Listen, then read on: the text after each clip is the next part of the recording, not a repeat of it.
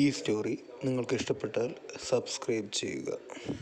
34 ചേതൻ തിരഞ്ഞെടുത്ത വസ്തുവിന്റെ ബില്ല് ശങ്കർ കൊടുത്തതും ചേതൻ ചിരിച്ചുകൊണ്ട് വ്യാപാരിയോട് പറഞ്ഞു, എന്റേത് എല്ലാവരുടെ മുമ്പിൽ വെച്ച് ക്ലീൻ ചെയ്ത് കാണിച്ചാൽ മതി, അല്ലെങ്കിൽ ചിലപ്പോ ആളുകൾ ഞാൻ ഇതിലും തിരിമറി നടത്തി എന്ന് പറയും.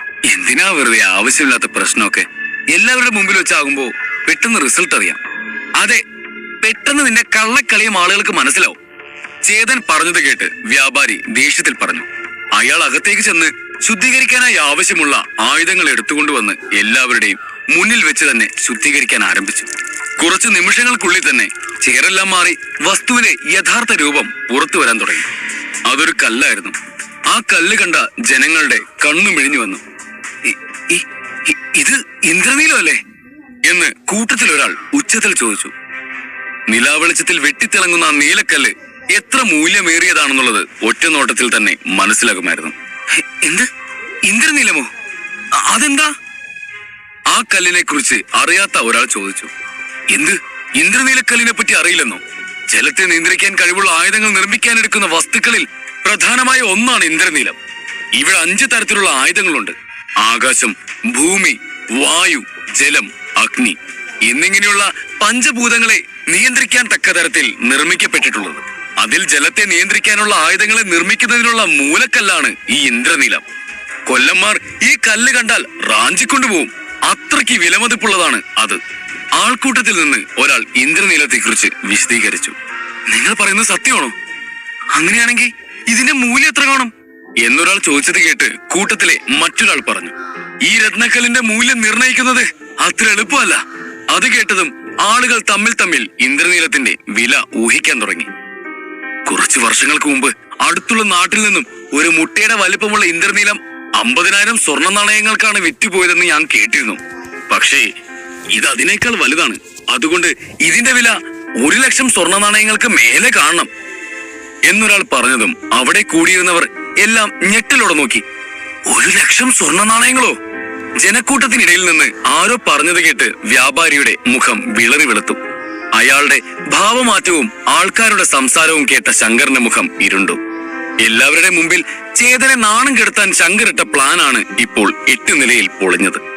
വസ്തുക്കളുടെ വില ഗണിച്ച് കണ്ടെത്താനുള്ള കഴിവ് ചേതനുണ്ടാകുമെന്ന് ശങ്കർ സ്വപ്നത്തിൽ പോലും കരുതിയിരുന്നില്ല. എന്നാൽ തനിക്ക് കിട്ടിയ അവസരം മുതലെടുത്ത് ഇത്രയും വിലമതിപ്പുള്ള ഒരു നിധി തന്നെ ചേതൻ കണ്ടെത്തി. 200 സ്വർണ്ണ നാണയങ്ങൾ വീതമാണ് 2 പേരും വസ്തുക്കൾ വാങ്ങാൻ ചിലവാക്കിയത്. ശങ്കർ തിരഞ്ഞെടുത്ത വസ്തുവിന്റെ മതിപ്പ് 2000 സ്വർണ്ണ നാണയങ്ങളും ചേതൻ തിരഞ്ഞെടുത്തതിന്റേത് 1,00,000 സ്വർണ്ണ നാണയങ്ങളുമാണ്. 2 പേർക്കും ലഭിച്ച ലാഭത്തിന് ആനയും ഉറുമ്പും തമ്മിലുള്ള അന്തരമുണ്ട്. അവിടെ ഉണ്ടായിരുന്ന എല്ലാവരും ഞെട്ടലോടെയും ആശ്ചര്യത്തോടെപ്പോൾ ചേതൻ മാത്രം ശാന്തനായിരുന്നു. കാരണം അവനത് ശുദ്ധം ചെയ്യുന്നതിന് മുമ്പ് തന്നെ അതിന്റെ ഉള്ളിൽ എന്താണുള്ളതെന്ന് അറിയാമായിരുന്നു. ചേതൻ ആ ഇന്ദ്രനീലക്കല്ല് വ്യാപാരിയുടെ കയ്യിൽ നിന്നും എടുത്ത് ജനക്കൂട്ടത്തെ നോക്കി ഉച്ചത്തിൽ പറഞ്ഞു, ഞാൻ ഈ ഇന്ദ്രനീലം വിൽക്കാൻ ആഗ്രഹിക്കുന്നുണ്ട്. ആരിതിന് നല്ലൊരു വില പറയുന്നു അവർക്കിത് വാങ്ങാം. ഞാൻ 1,00,000 സ്വർണ്ണ നാണയങ്ങൾക്ക് വാങ്ങാം എന്ന് ഇന്ദ്രനീലക്കല്ലിനെ കുറിച്ച് ആധികാരികമായി സംസാരിച്ചയാൾ പറഞ്ഞു. അതിന് പിന്നാലെ കൂട്ടത്തിലെ ഓരോരുത്തരായി ലേലം വിളിക്കാൻ തുടങ്ങി. 1,10,000 സ്വർണ്ണ നാണയങ്ങൾ, 1,20,000 സ്വർണ്ണ നാണയങ്ങൾ, 1,35,000 സ്വർണ്ണ നാണയങ്ങൾ പറഞ്ഞ് അവസാനം 1,53,000 സ്വർണ്ണ നാണയങ്ങൾക്ക് ലേലം ഉറപ്പിച്ചു. ലേലത്തിൽ ജയിച്ച വ്യക്തി മുന്നിലേക്ക് വന്ന് ചേതന് പണം നൽകി അവന്റെ കയ്യിൽ നിന്ന് ആ അമൂല്യ വസ്തു വാങ്ങിക്കൊണ്ടുപോയി. ചേതൻ ആ സ്വർണ്ണ നാണയങ്ങളുടെ സഞ്ചി ഭദ്രമായി പിടിച്ചു. അവന്റെ ജീവിതത്തിൽ ആദ്യമായായിരുന്നു ഇത്രയും അധികം പണം ഒരുമിച്ച് കാണുന്നത്. താൻ എങ്ങനെ ഇതൊക്കെ ചെലവാക്കുമെന്ന് ചേതന് ഒരു പിടുത്തവും ഇല്ലായിരുന്നു. അവനത് ആലോചിച്ചുകൊണ്ട് ആ സ്വർണ്ണ നാണയത്തിൽ നിന്ന് 1000 സ്വർണ്ണ നാണയങ്ങൾ കയ്യിലെടുത്തുകൊണ്ട് ശങ്കറിന്റെ അരികിലേക്ക് ചെന്നു. നിങ്ങളില്ലായിരുന്നെങ്കിൽ എനിക്ക് ഇത്രയും പണം കിട്ടില്ലായിരുന്നു. എനിക്ക് 200 സ്വർണ്ണ നാണയങ്ങൾ കടന്നല്ലേ. ഇത് 1000 ഉണ്ട്. 200 കഴിഞ്ഞ് ബാക്കിയുള്ളത് എന്റെ ടിപ്സ് ആയിട്ടെടുത്തോ എന്ന് പറഞ്ഞ് ചേതൻ ആ സ്വർണ്ണ നാണയങ്ങൾ ശങ്കറിന് നേരെ നീട്ടി. അയാൾക്ക് ചേതന്റെ പ്രവൃത്തി കണ്ട് അവൻ തന്നെ അപമാനിക്കുകയാണെന്ന് തോന്നി. അയാളുടെ ഉള്ളിൽ കോപം ഇരച്ചു കയറി. അയാൾ എത്രയൊക്കെ മറയ്ക്കാൻ ശ്രമിച്ചിട്ടും അയാളുടെ മുഖത്ത് അത് വ്യക്തമായിരുന്നു. നിന്റെ ടിപ്സ് ഒന്നും എനിക്ക് വേണ്ട, എനിക്ക് പണത്തിന് കുറവൊന്നുമില്ല, ശങ്കർ ദേഷ്യത്തോടെ പറഞ്ഞു. ചേതനിൽ നിന്നും പണം വാങ്ങിയാൽ ആളുകൾ ചേതനെ നല്ലവനായി കാണും. അതുപോലെ വാങ്ങാതിരുന്നാലോ ആളുകൾ തനിക്ക് അഹങ്കാരമാണെന്ന് പറയും. കഴിച്ചിട്ട് ഇറക്കാനും വയ്യ, മതിരിച്ചിട്ട് തുപ്പാനും വയ്യ എന്ന അവസ്ഥയിലായിരുന്നു വേണ്ടേ? എങ്കിൽ ശരി, ഈ പണം കൊണ്ട് എനിക്ക് എന്തെല്ലാം ചെയ്യാം എന്ന് ശങ്കറിനെ നോക്കി ചിരിച്ചുകൊണ്ട് ചേതൻ ആ പണം തിരികെ തന്റെ സഞ്ചിയിലേക്ക് വെച്ചു. ശങ്കറിന് ദേഷ്യപ്പെടണം എന്നുണ്ടെങ്കിൽ കൂടി അതിന് പറ്റാത്ത ഒരു അവസ്ഥയിലായിരുന്നു. അയാൾ തന്റെ മുഖഭാവം മറയ്ക്കുവാൻ വേണ്ടി ഉച്ചത്തിൽ ചുമച്ചു. എന്നിട്ട് ചേതന് നേരെ തിരിഞ്ഞു. എന്തായാലും അഭിനന്ദനങ്ങൾ. നിനക്കിന്ന് നല്ല ഭാഗ്യമുള്ള ദിവസമാണെന്ന് തോന്നുന്നു. രാവിലെ ആരെയാ കണി കണ്ടത്? എന്തായാലും ഇതുകൊണ്ട് മാത്രം നീ ജയിച്ചു എന്ന് പറയാൻ പറ്റില്ല. എങ്കിലും ഈ പ്രശ്നം ഇനി മുന്നോട്ട് കൊണ്ടുപോകാൻ എനിക്ക് താല്പര്യമില്ല. എനിക്ക് പോയിട്ട് കുറച്ച് പ്രധാനപ്പെട്ട ജോലികൾ തീർക്കാനുണ്ട്. എല്ലാം പറഞ്ഞതുപോലെ എന്ന് ശങ്കർ പറഞ്ഞതും ചേതൻ നെറ്റി ചുളിച്ചുകൊണ്ട് അയാളെ നോക്കി.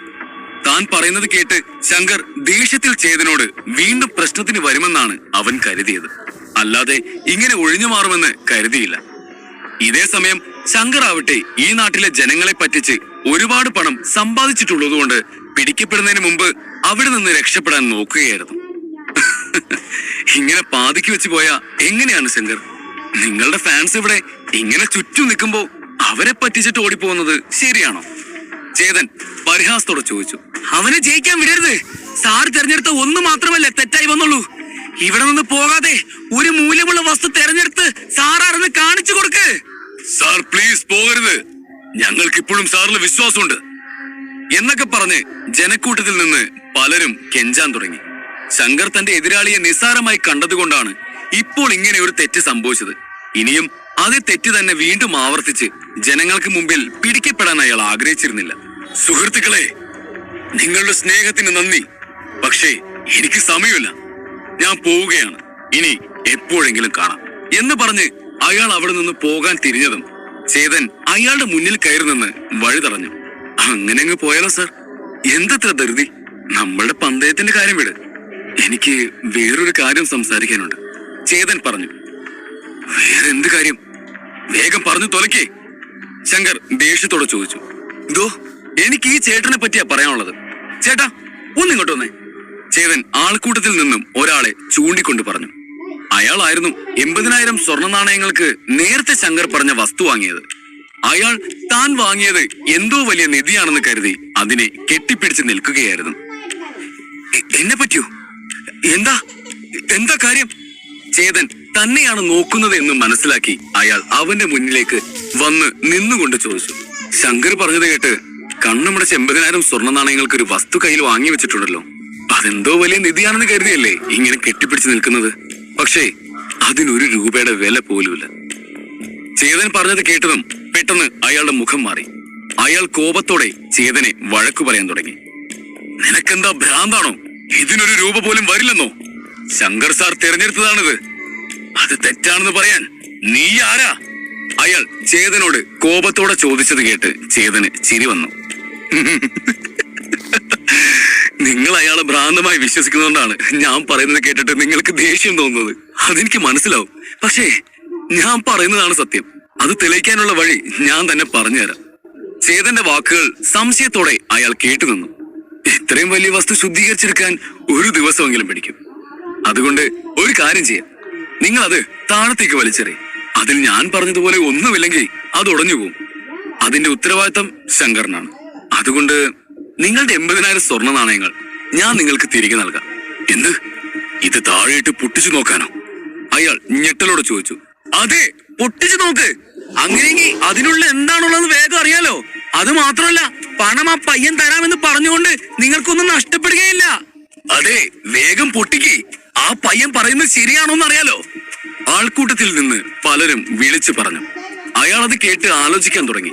കുറച്ചുനേരം മുമ്പായിരുന്നു അയാളോട് ചേതൻ ഇങ്ങനെ പറഞ്ഞിരുന്നെങ്കിൽ അയാൾ അത് വകവെക്കില്ലായിരുന്നു. എന്നാൽ ഇപ്പോൾ അങ്ങനെയല്ല. ചേതൻ വിലമതിപ്പുള്ള ഇന്ദ്രനീലം കണ്ടെത്തി.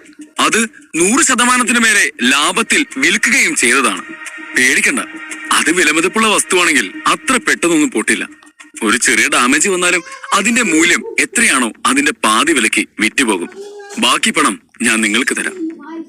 എങ്ങനെ നോക്കിയാലും നിങ്ങളുടെ പണം സേഫാണ്. ചേതൻ അയാൾ ആലോചിച്ച് നിൽക്കുന്നത് കണ്ട് പറഞ്ഞു. ഇതെല്ലാം കണ്ടു നിൽക്കുന്ന ശങ്കറിന്റെ ഹൃദയമിടിപ്പ് കൂടി വന്നു. ചേതനിൽ നിന്നുമുള്ള ഉറപ്പ് കിട്ടിയതും അയാൾ ധൈര്യത്തോടെ ആ വസ്തു ശക്തിയായി നിലത്തേക്കിട്ടു. ഒരു ശബ്ദത്തോടെ അത് നിലത്ത് വീണ് പൊട്ടിത്തകർന്നു. ആ വസ്തുവിന്റെ ഉള്ളിൽ ഒരു ചെറിയ ഓർണമെന്റൽ വേസ് ആയിരുന്നു ഉണ്ടായിരുന്നത്. ആ വേസ് മുഴുവനായി തകർന്നു പോയിരുന്നു. ഈ കുഞ്ഞു വേസായിരുന്നു ഇതിനുള്ളിൽ ഉണ്ടായിരുന്നത്. ആ വേസ് വാങ്ങിയയാൾ ഞെട്ടലോടെ ചോദിച്ചു. അവിടെ ചുറ്റും കൂടി നിന്ന ജനങ്ങൾക്കും ആ ഓർണമെന്റൽ വേസ് യാതൊരു വിലമതിപ്പുമില്ലാത്ത ഒന്നാണെന്ന് മനസ്സിലായിരുന്നു. ആ വേസ് ഒരുപാട് പഴക്കമുള്ളതാണെങ്കിലും ആരും അത് വാങ്ങിക്കില്ല. 80,000 സ്വർണ്ണ നാണയങ്ങൾക്ക് വാങ്ങിയതിന് 10 സ്വർണ്ണ നാണയങ്ങളുടെ വില പോലും കിട്ടില്ല. ജനക്കൂട്ടത്തിൽ നിന്ന് ഒരാൾ പറഞ്ഞു. എന്താ ഇവിടെ ഈ നടക്കുന്നത്? അയാൾ വിശ്വസിക്കാനാവാതെ ചോദിച്ചു. ശങ്കറിനോടുള്ള വലിയ വിശ്വാസം വെച്ചായിരുന്നു അയാൾ അത് വാങ്ങിയത്. ആ വസ്തുവിൽ നിന്ന് വലിയ ലാഭം കിട്ടുമെന്ന് വരെ അയാൾ വിശ്വസിച്ചിരുന്നു. താൻ ഇങ്ങനെ ചതിക്കപ്പെടുമെന്ന് അയാൾ ഒരിക്കലും കരുതിയിരുന്നില്ല. ഇനി എന്ത് ചെയ്യുമെന്നറിയാതെ അയാൾ നിസ്സഹായനായി നിന്നു. എന്താ എല്ലാവരും ഞെട്ടിപ്പോയോ? എന്റെ ഊഹം ശരിയാണെങ്കിൽ ഈ ശങ്കറും വ്യാപാരികളും ഒരുമിച്ചുള്ള കളിയാണിതൊക്കെ. നിങ്ങളെ പറ്റിച്ച് പണമുണ്ടാക്കാൻ 2 കൂട്ടരും ചേർന്ന് നടത്തിയ നാടകമാണ് നിങ്ങൾ ഇത്രയും നാൾ കണ്ടതൊക്കെ. എന്നിട്ട് ചേതൻ അവരുടെ പദ്ധതികളെ കുറിച്ചുള്ള മുഴുവൻ പ്ലാനും ആളുകളുടെ മുന്നിൽ പറയാൻ തുടങ്ങി. ഇയാൾ ഇത്രയും നാൾ എങ്ങനെ ഇത്ര കറക്റ്റായി വസ്തുക്കൾ തെരഞ്ഞെടുത്തതെന്നാണ് നിങ്ങൾ ചിന്തിക്കുന്നതെങ്കിൽ, നിങ്ങളെ ആരെങ്കിലും ഈ വ്യാപാരികൾ നിങ്ങൾ വാങ്ങിയ വസ്തു നിങ്ങളുടെ മുമ്പിൽ വെച്ച് ശുദ്ധീകരിച്ച് കാണിക്കാറുണ്ടോ? ശങ്കർ ചൂണ്ടിക്കാണിച്ച വസ്തു തന്നെയാണ് വ്യാപാരി ആ മുറിയിൽ നിന്ന് തിരിച്ചു കൊണ്ടുവന്ന് കാണിക്കുന്നതെന്ന് എന്താണ് ഉറപ്പുള്ളത്? നിങ്ങളെ പറ്റിക്കാൻ വേണ്ടി ആ മുറിയിൽ നിന്ന് വേറെ ഏതെങ്കിലും വിലമതിക്കുന്ന വസ്തു കൊണ്ടുവന്ന് കാണിക്കുന്നതാണെങ്കിലോ? ചേതന്റെ വാക്കുകളിലുള്ള സത്യം മനസ്സിലാക്കിക്കൊണ്ട് ജനങ്ങൾ ശങ്കറിനെ സംശയിക്കാൻ തുടങ്ങി. അയാൾ ജനങ്ങളിൽ ഉണ്ടാക്കിയിരുന്ന വിശ്വാസത്തിൽ മെല്ലെ വിള്ളൽ വീണു തുടങ്ങിയിരുന്നു. ജനങ്ങളെല്ലാം അയാളെ സംശയത്തോടെ നോക്കി നിൽക്കുമ്പോൾ വീണ്ടും അവിടെ എന്തോ വീണുടയുന്ന ഒരു ശബ്ദം മുഴങ്ങിക്കേട്ടു. ശങ്കർ ചൂണ്ടിക്കാണിച്ചതിനനുസരിച്ച് മറ്റൊരാൾ വാങ്ങിയ വസ്തുവായിരുന്നു അത്. അത് നിലത്ത് വീണ് പൊട്ടിച്ചെതറി. അതിനുള്ളിൽ വെറും ഒരു കളിമൺ പ്രതിമ മാത്രമായിരുന്നു ഉണ്ടായിരുന്നത്. അതും ആ പ്രതിമ കാണുമ്പോൾ തന്നെ അത് യാതൊരു മൂല്യവുമില്ലാത്ത ഒന്നാണെന്ന് മനസ്സിലാകുമായിരുന്നു. 70,000 രൂപയാണ് ഈ വേസ്റ്റ് വാങ്ങി വെറുതെ പോയത്. അതെറിഞ്ഞുടച്ചയാൾ ദേഷ്യത്തിൽ അലറി. അതുകൂടെ കണ്ടു കഴിഞ്ഞതും ശങ്കർ പറഞ്ഞ വസ്തുക്കൾ വാങ്ങിയ ബാക്കിയുള്ളവരും സംശയത്തോടെ തങ്ങളുടെ കൈകളിലിരുന്ന വസ്തുക്കൾ നിലത്തേക്ക് എറിഞ്ഞ് പൊട്ടിക്കാൻ തുടങ്ങി. ഇതിലും ഒന്നുമില്ല, ആളുകളെ പറഞ്ഞ് പറ്റിക്കുന്നവരാ, ഇതിൽ മണ്ണ് മാത്രമേ ഉള്ളൂ. വസ്തുക്കളുടെ മൂല്യം കടിച്ച് പറയുന്നവർക്ക് ഇടയ്ക്കൊക്കെ തെറ്റുപറ്റും. പക്ഷേ 9 വസ്തുക്കളും ഒരുപോലെ മൂല്യമില്ലാത്തവയായി മാറുമോ? ജനങ്ങൾ ചിന്തിക്കാൻ തുടങ്ങി. ശങ്കർ ഇത്രയും നാൾ തങ്ങളെ വിഡ്ഢികളാക്കിയിട്ട് ഇന്ന് നൈസായി നാട് വിടാൻ പോവുകയായിരുന്നു എന്നവർക്ക് ബോധ്യമായി. ജനങ്ങൾ കോപത്തോടെ തങ്ങൾ നോക്കുന്നത് കണ്ട് ശങ്കറും വ്യാപാരികളും തമ്മിൽ നോക്കി. ഈ സമയത്ത് ഓടിയാൽ പോലും രക്ഷപ്പെടാൻ കഴിയില്ലെന്ന് ശങ്കറിന് അറിയാമായിരുന്നു. ആളുകളെ പറ്റിച്ച കാശുകൊണ്ട് ഇന്ന് ഇവിടെ നിന്ന് മുങ്ങാൻ നിന്ന ശങ്കറിന് ചേതനിലൂടെ വലിയ തിരിച്ചടിയാണ് കിട്ടിയത്. നിങ്ങൾ ആരും ഇവൻ പറയുന്നത് വിശ്വസിക്കരുത്. ആർക്കായാലും ഊഹ കച്ചവടത്തിൽ ചില പിഴവുകളൊക്കെ സംഭവിക്കും. ഇത് മാത്രമേ ഉള്ളൂ. അല്ലാതെ ഇവൻ പറയുന്ന പോലെ ഞാനും വ്യാപാരികളായിട്ട് യാതൊരു ബന്ധവുമില്ല. നിങ്ങൾ ഞാൻ പറയുന്നത് വിശ്വസിക്കണം. ആൾക്കൂട്ടം തനിക്ക് നേരെ തിരിയുന്നത് കണ്ട ശങ്കർ അപേക്ഷിച്ചു. അധ്യായം 35. നിങ്ങൾ ആരും ഇവൻ പറയുന്നത് വിശ്വസിക്കരുത്. ആർക്കായാലും അവരുടെ ഊഹത്തിൽ ചില പിഴവുകളൊക്കെ സംഭവിക്കും. അത് ഞാൻ നേരത്തെ പറഞ്ഞതല്ലേ. പിന്നെ ഇവൻ പറയുന്ന പോലെ ഞാനും വ്യാപാരികളും തമ്മിൽ യാതൊരു ബന്ധവുമില്ല, സത്യം. ശങ്കർ തനിക്ക് നേരെ തിരിഞ്ഞ ജനങ്ങളോട് അഭ്യർത്ഥിച്ചു. രക്ഷപ്പെടാൻ ഒരു വഴിയുമില്ലെന്ന് അറിയാമെങ്കിൽ കൂടിയും അത് അവന്റെ അവസാനത്തെ ശ്രമമായിരുന്നു. എന്നാൽ ജനങ്ങൾ അയാൾ പറയുന്നത് കേൾക്കാൻ തയ്യാറായിരുന്നില്ല. അവർ ഒരു വ്യാപാരിയെ പോലും വെറുതെ വിടാതെ വളഞ്ഞാക്രമിക്കാൻ തുടങ്ങി. അവനെ വിടരുത്, ഒന്നിനെ വെറുതെ വിടരുത്, ആൾക്കൂട്ടം ആക്രോശിച്ചു. ചേതൻ അത് കണ്ട് പുഞ്ചിരിച്ചുകൊണ്ട് അവിടെ നിന്നും ഇറങ്ങി. ആ ലോകം വളരെ വലുതായിരുന്നു. അതുപോലെ തന്നെ അവിടുത്തെ ജനങ്ങളുടെ പ്രതീക്ഷകൾ കൂടുന്നതിനനുസരിച്ച് ആളുകൾക്ക് പണത്തോടുള്ള ആർത്തിയും കൂടും. അത് മുതലെടുത്ത് മറ്റുള്ളവരവരെ പറ്റിക്കുന്നതിൽ യാതൊരു അത്ഭുതവും ഇല്ലെന്ന് വേണം പറയാൻ. അതെല്ലാം തടയാൻ വന്ന ദൈവമൊന്നുമല്ല ചേതൻ. പക്ഷേ ശങ്കർ ചേതന്റെ പാതയിൽ തടസ്സമായി നിന്നു. അതുകൊണ്ട് അവൻ അയാളുടെ കള്ളി വെളിച്ചത്ത് കൊണ്ടുവന്നു. ചേതൻ അല്പം മുന്നോട്ട് നടന്നതും ഒരു വലിയ ഷോപ്പ് അവന്റെ കണ്ണിൽപ്പെട്ടു. ആ ഷോപ്പിനുള്ളിൽ പല വിധത്തിലുള്ള പുസ്തകങ്ങൾ നിരനിരയായി അടുക്കി വെച്ചിരുന്നു. ഇവിടെ ഒരുപാട് പുസ്തകങ്ങളുണ്ടെന്ന് തോന്നുന്നു എന്ന് ചിന്തിച്ചുകൊണ്ട് ചേതൻ ആ കടയ്ക്ക് ഉള്ളിലേക്ക് കയറിയതും 18 വയസ്സ് പ്രായം തോന്നിക്കുന്ന സുന്ദരിയായ ഒരു പെൺകുട്ടി അവന്റെ അടുത്തേക്ക് വന്ന് സൗമ്യമായി പുഞ്ചിരിച്ചു. Welcome sir. സാർ പുസ്തകം വാങ്ങാൻ വന്നാണോ? സാറിന് എന്ത് പുസ്തകമാണ് വേണ്ടത്? അവൾ ചോദിച്ചു. ഡോൺ 6 സ്റ്റേജിനെ കുറിച്ചുള്ള പുസ്തകങ്ങൾ വേണമായിരുന്നു. അത് ഇവിടെ കിട്ടുമോ? ചേതൻ അവളോട് ചോദിച്ചു. എന്ത്, ഡോൺ 6ഓ? ചേട്ടൻ എന്താ തമാശ പറയാണോ? അതുപോലെ വിലപിടിപ്പുള്ള പുസ്തകങ്ങളൊന്നും ഞങ്ങളുടേത് പോലുള്ള ചെറിയ കടകളിൽ കിട്ടില്ല. അത് മാത്രമല്ല, അത് വിൽക്കാനുള്ള റൈറ്റ്സും ഞങ്ങൾക്കില്ല. ഇവിടെ കുറച്ച് ബേസിക് പുസ്തകങ്ങൾ മാത്രമേ ഉള്ളൂ. ചേട്ടന് വേണമെങ്കിൽ അത് നോക്കാം. ഓ, അത് ഞാൻ പിന്നെ നോക്കിക്കോളാം. ഈ ഡോൺ 6 സ്റ്റേജിനെ പറ്റിയുള്ള പുസ്തകങ്ങളെല്ലാം എവിടെ കിട്ടും? ചേതൻ ചോദിച്ചു. അതൊന്നും വാങ്ങിക്കാൻ കിട്ടില്ല. ഡോൺ 6 സ്റ്റേജ് കഴിഞ്ഞ വലിയ വലിയ ആൾക്കാർ, പണ്ഡിതന്മാർ ഒക്കെ അത് അവരുടെ അടുത്ത് തന്നെ സൂക്ഷിച്ചു വെക്കും. അതുകൊണ്ട് അത്തരം പുസ്തകങ്ങൾ വേണമെങ്കിൽ അവരോട് തന്നെ ചോദിക്കണം എന്ന് ആ പെൺകുട്ടി പറഞ്ഞതും പ്രതീക്ഷ കൊണ്ട് ചേതന്റെ കണ്ണുകൾ വിടർന്നു. അപ്പോ അതുപോലുള്ള ആൾക്കാർ എവിടെയാണുള്ളത് എന്നൊന്ന് പറയാമോ? ചേതൻ അവളോട് ചോദിച്ചു.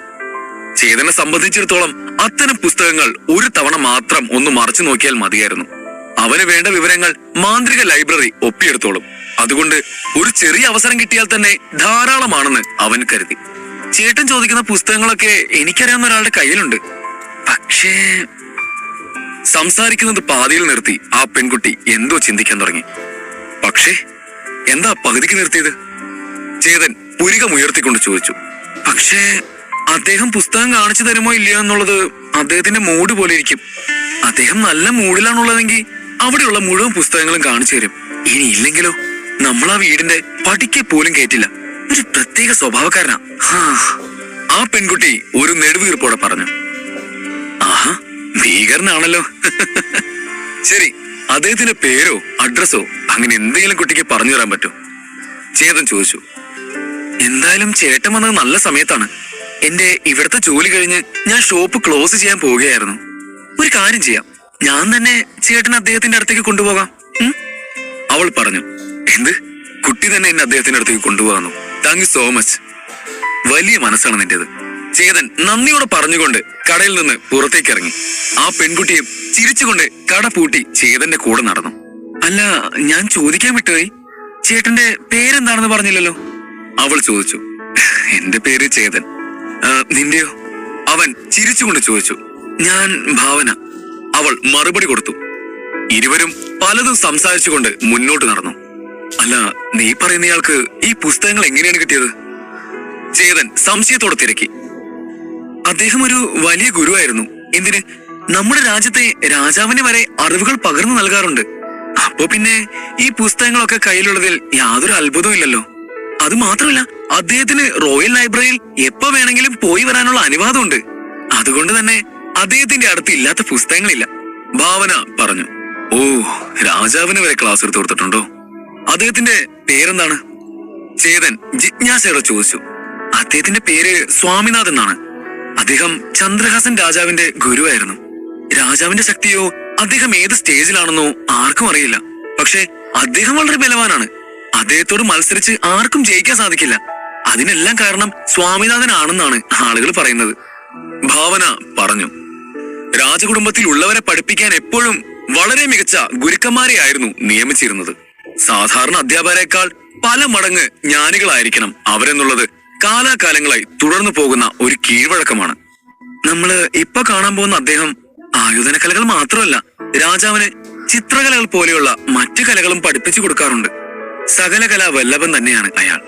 അതുകൊണ്ട് തന്നെ രാജാവിന് കൊടുക്കുന്ന അതേ ബഹുമാനം എല്ലാവരും അദ്ദേഹത്തിനും കൊടുക്കും. അദ്ദേഹത്തിന്റെ അടുത്ത് സംസാരിക്കുമ്പോ കുറച്ച് ആലോചന കണ്ടൊക്കെ സംസാരിക്കണം കേട്ടോ. ഒരല്പം മര്യാദക്കുറവ് കണ്ടാൽ തന്നെ നമ്മളെ പിടിച്ച് പുറത്താക്കും. മനസ്സിലായോ എന്ന് ഭാവന ചോദിച്ചതും ചേതൻ തലയാട്ടി. ആ, പിന്നൊരു കാര്യം, അവിടെ ചെന്നിട്ട് എനിക്കും കുറച്ച് ജോലിയുണ്ട്. അതുകൊണ്ട് ചേട്ടൻ അവിടെ പുസ്തകം നോക്കിക്കോ, ഞാൻ എന്റെ പണി നോക്കാം, അവൾ പറഞ്ഞു. ചേതൻ വീണ്ടും തലയാട്ടി എല്ലാം സമ്മതിച്ചു. ഞാൻ ഒരു തവണ കൂടി പറയാം, നമ്മളിപ്പോ കാണാൻ പോകുന്ന ആൾക്ക് ബഹുമാനത്തോടെ പെരുമാറുന്നവരെ ഇഷ്ടം. അദ്ദേഹം എന്ത് പറഞ്ഞാലും ഇതുപോലെ തലയാട്ടി കൊടുത്തോളണം, മറുത്തൊന്നും പറയാൻ നിൽക്കരുത്, ഭാവന വീണ്ടും ഓർമ്മിപ്പിച്ചു. കുറച്ചു ദൂരം നടന്നതും അവർ ഒരു വീടിന്റെ മുമ്പിലെത്തി. ഇതാണ് സ്വാമിനാഥൻ സാറിന്റെ വീട്. ആ വീടിനെ ചൂണ്ടിക്കാണിച്ചുകൊണ്ട് ഭാവന പറഞ്ഞു. ആ വീട് കാണാൻ അത്ര ആർഭാടമൊന്നുമില്ലായിരുന്നു. ഒരു സാധാരണക്കാരന്റെ വീട് പോലെയായിരുന്നു അത്. എന്തിന്, ഒരു പേര് വെച്ച ബോർഡ് പോലും ആ വീടിന് മുമ്പിൽ ഉണ്ടായിരുന്നില്ല. ഇതാണോ രാജാവിന്റെ ഒരു വീട്? വിശ്വാസം വരാതെ ചേതൻ നെറ്റിച്ചൊളിച്ചു. രാജാവിന് വരെ ക്ലാസ് എടുത്തിട്ടുള്ള അദ്ദേഹത്തിന്റെ വീട് എന്താ എങ്ങനെ ഇരിക്കുന്നതാണ് ആലോചിക്കുന്നത്. അദ്ദേഹത്തിന് ആഡംബരം ഇഷ്ടമല്ല. രാജാവ് വരെ പറഞ്ഞു നോക്കിയിട്ടും അദ്ദേഹം കേട്ടില്ല. ഭാവന പറഞ്ഞു, ഓ ഗ്രേറ്റ്. ചേതൻ പറഞ്ഞു. അവന്റെ ഉള്ളിൽ സ്വാമിനാഥനോടുള്ള അവന്റെ ബഹുമാനം കൂടിയിരുന്നു. ചേതൻ ആ വീടിന്റെ വാതിക്കൽ മുട്ടാൻ തുടങ്ങിയതും അവൻ കുതിരകളുടെ കുളമ്പടി ശബ്ദം കേട്ടു. അവർക്ക് മുമ്പിലായി ഒരുവൻ ഒരു കറുത്ത കുതിരപ്പുറത്ത് വന്നു നിന്നു. 18 വയസ്സ് തോന്നിക്കുന്ന ആ പയ്യൻ കുതിരയുടെ പുറത്തു നിന്ന് താഴേക്കിറങ്ങി. വെള്ള നിറത്തിലെ വില കൂടിയ വസ്ത്രമായിരുന്നു അവൻ ധരിച്ചിരുന്നത്. അവന്റെ രൂപത്തിലും ഭാവത്തിലും അവനൊരു വലിയ വീട്ടിലെ കുട്ടിയാണെന്നുള്ളത് തെളിവായിരുന്നു. ഓ അടയ്ക്കാക്കുരുവേ, നീ എന്താ ഇവിടെ? അവൻ ഭാവനയെ കണ്ടയുടനെ ചോദിച്ചു. അവന്റെ പെരുമാറ്റത്തിൽ നിന്ന് തന്നെ അവൻ അവളെ നേരത്തെ പരിചയമുണ്ട് എന്നുള്ളത് ഉറപ്പായിരുന്നു. അപ്പൊ ഇയാളാരാ? കൊള്ളിക്കൊമ്പോ? എനിക്ക് ഭാവന എന്നൊരു പേരുണ്ട്, അത് വിളിക്കാൻ പറ്റിക്കും മാത്രം എന്നെ വിളിച്ചാ മതി. അവന അവനോട് കളിയോടെ പറഞ്ഞു. ആഹാ, എന്നെ കളിയാക്കാൻ മാത്രമായ നീ? നിന്റെ ഫാമിലിയും എന്റെ ഫാമിലിയും ഫ്രണ്ട്സ് ആയതുകൊണ്ട് മാത്രം ഞാൻ നിന്നെ വെറുതെ വിടുന്നു. ഇല്ലെങ്കിൽ തൂക്കിയെടുത്ത് കുതിരയുടെ കൂടെ കെട്ടിയാനെ നിന്നെ. അവനും കളിയോടെ പറഞ്ഞു. ഇന്ന് ആരാ ജയിക്കാൻ പോകുന്നത് നോക്കാം, എന്നിട്ട് പറയാം ആരെയാണ് കുതിരയുടെ കൂടെ കെട്ടാൻ പോകുന്നതെന്ന്.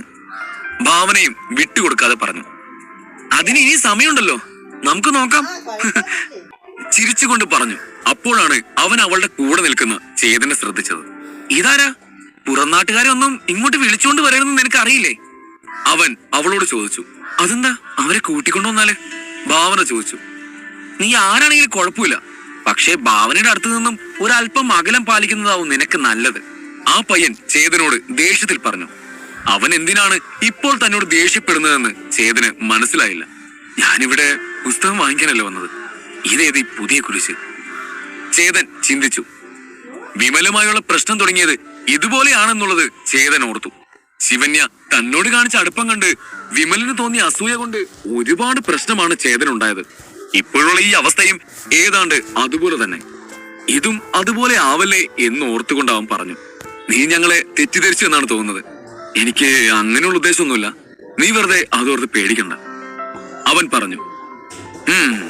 എങ്കിലും ഞാൻ പറഞ്ഞത് മറക്കണ്ട എന്ന് പറഞ്ഞ് ചേതനെ കടന്ന് മുന്നിലേക്ക് പോയി അവൻ കതകിൽ തട്ടി. ചേട്ടൻ അവന്റെ അടുത്ത് അങ്ങനെയൊന്നും പറയാൻ പാടില്ലായിരുന്നു. ആ സമയത്ത് ഭാവന ചേതന്റെ അടുത്തേക്ക് വന്ന് മെല്ലെ അവന്റെ ചെവിയിൽ പറഞ്ഞു. അതെന്താ? ചേതൻ തിരക്കി. അവൻ ആരാണെന്ന് അറിയില്ലേ? അവനോട് സംസാരിക്കാൻ തന്നെ എങ്ങനെയാ ധൈര്യം വന്നത് എന്നവൾ ചോദിച്ചു. ചേതന് സത്യത്തിൽ അവൻ ആരാണെന്നുള്ളത് അറിയില്ലായിരുന്നു. നീ എന്തീ പറയുന്നെന്ന് എനിക്ക് മനസ്സിലാവുന്നില്ല. ആരാ പയ്യൻ? അവൻ സംശയത്തോടെ അവളോട് തിരക്കി. ആ ബെസ്റ്റ്. ചേതനോട് എന്ത് പറയണമെന്ന് ഭാവനയ്ക്ക് അറിയില്ലായിരുന്നു. അവൻ ആരാണെന്ന് പോലും അറിയാത്ത ആളെയാണോ താൻ ഇവിടേക്ക് വിളിച്ചുകൊണ്ട് വന്നത് എന്ന് വരെ അവൾ ചിന്തിച്ചു പോയി. അത് രാജസേനന്റെ ഒരേ ഒരു മകൻ ധ്രുവാണ്. താൻ പറയുന്നത് കേട്ട് ചേതൻ പേടിച്ചു പോയി അവനോട് മാപ്പ് പറയുമെന്ന് കരുതിയ ഭാവന കണ്ടത് വീണ്ടും സംശയത്തോടെ നെറ്റി ചുളിച്ചു നിൽക്കുന്ന ചേതനെയാണ്. രാജസേനനോ? അതാരാ? ചേതൻ സംശയത്തോടെ തിരക്കി.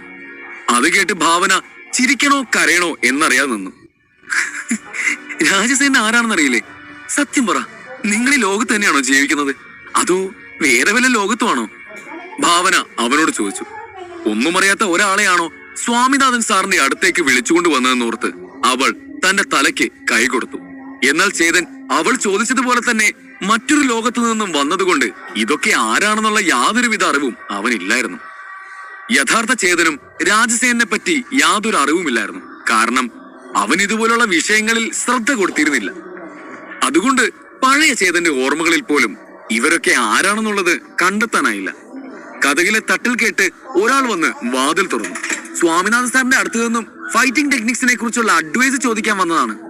അയാളെ കണ്ടതും ധ്രുവ് ഉത്സാഹത്തോടെ പറഞ്ഞു. അത് കേട്ട് വേലക്കാരൻ ബഹുമാനത്തോടെ തലകുനിച്ച് 3 പേരെയും അകത്തേക്ക് കൂട്ടിക്കൊണ്ടുപോയി. അകത്ത് കയറിയതും ചേതൻ ചുറ്റും നോക്കാൻ തുടങ്ങി. ആ വീട് വളരെ ലളിതമായ രീതിയിലായിരുന്നു അലങ്കരിച്ചിരുന്നത്. അതിനുള്ളിൽ വല്ലാത്തൊരു ശാന്തത നിലനിന്നിരുന്നു. അവിടെയാകെ നല്ല പെയിന്റിങ്ങുകൾ കൊണ്ട് നിറഞ്ഞിരുന്നു. ആഹാ, മനോഹരമായിട്ടുണ്ട് ഇവയെല്ലാം. ചേതൻ അതെല്ലാം നോക്കി അത്ഭുതത്തോടെ പറഞ്ഞു. നിങ്ങൾക്ക് പെയിന്റിങ്ങിനെ കുറിച്ച് എല്ലാം അറിയോ? വേലക്കാരൻ ചേതന് നേരെ തിരിഞ്ഞു ചോദിച്ചു. ചേതൻ അത് കേട്ട് പുഞ്ചിരിച്ചുകൊണ്ട് തലയാട്ടി. പക്ഷേ സ്വാമിനാഥൻ സാറിന് ഇതിലൊക്കെ വലിയ അറിവാണ്. അദ്ദേഹം വരച്ച ചിത്രങ്ങളാണ് ഇവയെല്ലാം, അയാൾ ചേതനോട് പറഞ്ഞു. ശേഷം അയാൾ അവരെ കൂട്ടിക്കൊണ്ട് ലിവിംഗ് റൂമിലേക്ക് പോയി. ലിവിംഗ് റൂമും പല വിധത്തിലെ ചിത്രങ്ങൾ കൊണ്ട് നിറഞ്ഞിരുന്നു. പുറത്തുനിന്ന് നോക്കുമ്പോൾ യാതൊരു ആഡംബരവുമില്ലാത്ത വീടാണെങ്കിൽ കൂടി അകത്തേക്ക് ചെല്ലുന്തോറും ചിത്രങ്ങൾ കൊണ്ട് അലങ്കരിച്ച ഒരു കൊട്ടാരം പോലെ അത് കാണപ്പെട്ടു. നിങ്ങളിവിടെ വെയിറ്റ് ചെയ്യ്, ഞാൻ നിങ്ങൾ വന്ന കാര്യം സാറിനോട് പറഞ്ഞ് അദ്ദേഹത്തിന് കൂട്ടിക്കൊണ്ടുവരാം.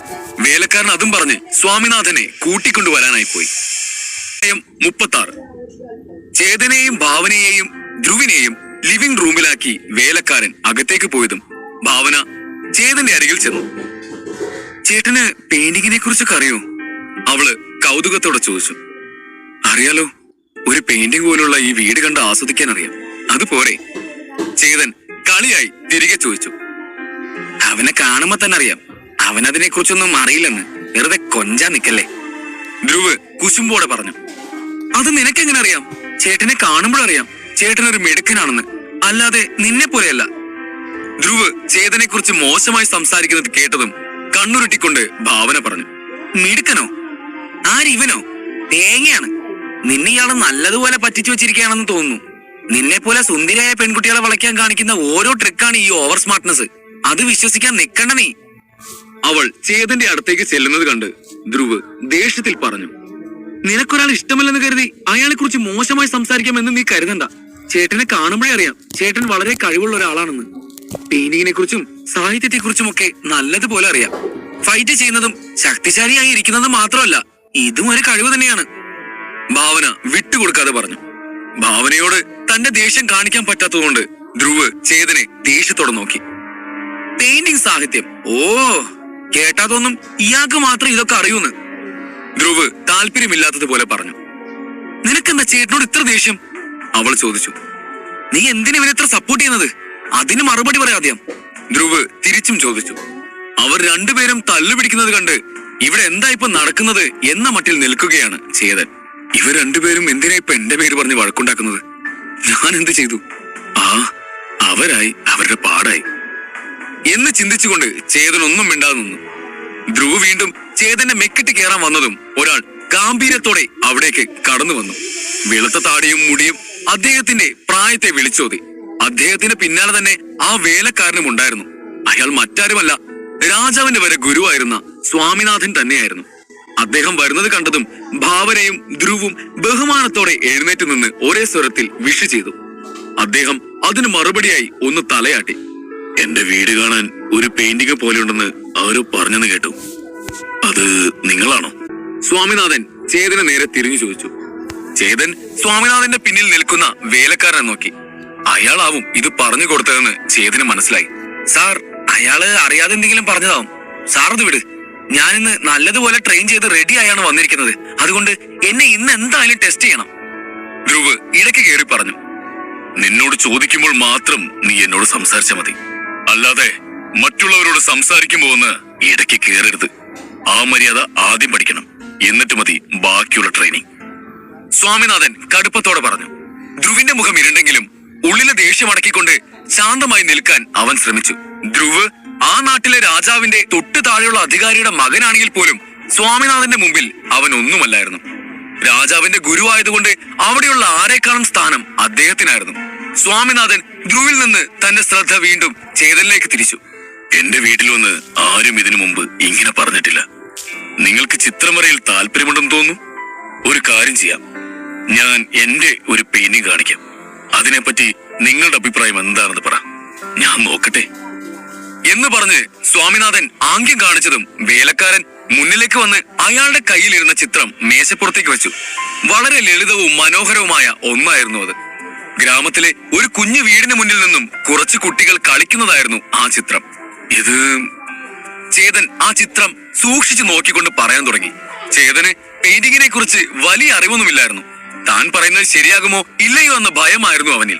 ഭാവന അത് കണ്ട് അവന്റെ അരികിലേക്ക് നീങ്ങി. നല്ലതുപോലെ ആലോചിച്ച് മാത്രം മറുപടി പറഞ്ഞാൽ മതി. അദ്ദേഹം ചേട്ടനെ പരീക്ഷിക്കുന്നതാണ്. ഞാനിവിടെ ആദ്യം വന്നപ്പോ എന്നെയും പരീക്ഷിച്ചിരുന്നു. അദ്ദേഹത്തിന് അത് വലിയ ഇഷ്ടമാണ്. ഇതിന് ചേട്ടൻ കറക്റ്റായി ഉത്തരം പറഞ്ഞ ആ പുസ്തകങ്ങളൊക്കെ കാണിച്ചു തരും. ഇല്ലെങ്കിൽ ഇതേപടി ഇവിടുന്ന് പോവേണ്ടി വരും, അവൾ അവന്റെ ചെവിയിൽ മെല്ലെ പറഞ്ഞു. എന്ത് ടെസ്റ്റോ? ചേതൻ ആശ്ചര്യത്തോടെ ചോദിച്ചു. അവനിത് ആദ്യമേ സംശയിച്ചിരുന്നു. ഇപ്പോൾ ഭാവന കൂടി പറഞ്ഞതും അവനത് ഉറപ്പായി. ചേതൻ പെയിന്റിംഗ് എന്ന് പറഞ്ഞത് അവന് തന്നെ വിനയായി മാറിയെന്നാണ് ധ്രുവ് കരുതിയത്. ഭാവന നേരത്തെ പറഞ്ഞതുപോലെ ഒരു ചെറിയ വിഷയം പോലും ഇവിടെ വലിയ സംസാരമായി മാറും എന്നുള്ളത് ചേതന് ഇപ്പൊ മനസ്സിലായി. ആ പെയിന്റിംഗ് കണ്ടിട്ട് ഒന്നും തന്നെ മനസ്സിലാവാത്ത താൻ എങ്ങനെയാണ് അതിനെക്കുറിച്ച് എന്തെങ്കിലും അഭിപ്രായം പറയുക എന്ന വേവലാതിയിലായിരുന്നു ചേതൻ. എന്തെങ്കിലും പറഞ്ഞു ഊരിപ്പോകാൻ ഓർത്ത തന്നെ രാജാവിന് ക്ലാസ് എടുക്കുന്ന ആളാണ് മുന്നിൽ നിൽക്കുന്നത്. പറഞ്ഞത് തെറ്റിപ്പോയാ ഇവിടുന്ന് അടിച്ചു ഓടിക്കുമല്ലോ. വന്ന കാര്യവും നടക്കില്ല. ചേതൻ ചിന്തിച്ചു. എന്തു പറ്റി മോനെ? എന്താ ഇങ്ങനെ തന്നെ നോക്കി നിൽക്കുന്നത്? അന്തം വിട്ട് നോക്കി നിൽക്കുന്ന ചേതനെ കണ്ട് സ്വാമിനാഥൻ ചോദിച്ചു. ഒന്നുമില്ല, ചേതൻ പറഞ്ഞു. പെട്ടെന്നാണ് അവനൊരു ബുദ്ധി ഉദിച്ചത്. മാന്ത്രിക ലൈബ്രറി മറ്റുള്ള വസ്തുക്കളുടെ ഗുണങ്ങളും കുറവുകളും പറയുന്നത് പോലെ ചിലപ്പോൾ ഈ പെയിന്റിങ്ങിനെയും പറഞ്ഞാലോ എന്ന് ആലോചിച്ചുകൊണ്ട് ചേതൻ തന്റെ മുമ്പിലെ ആ പെയിന്റിങ്ങിനെ തൊട്ടു. അവൻ അതിൽ തൊട്ടതും അവന്റെ ഉള്ളിലെ മാന്ത്രിക ലൈബ്രറി തുറന്ന് അതിൽ നിന്ന് പെയിന്റിങ്ങിനെ കുറിച്ചുള്ള പുസ്തകം അവന്റെ മുമ്പിലേക്ക് വന്നു. അവനത് ശ്രദ്ധയോടെ വായിച്ച ശേഷം സ്വാമിനാഥന്റെ നേരെ തിരിഞ്ഞു. ഞാൻ ഈ പെയിന്റിങ്ങിനെ കുറിച്ച് പറയട്ടെ? ചേതൻ അയാളോട് ആത്മവിശ്വാസത്തോടെ ചോദിച്ചു.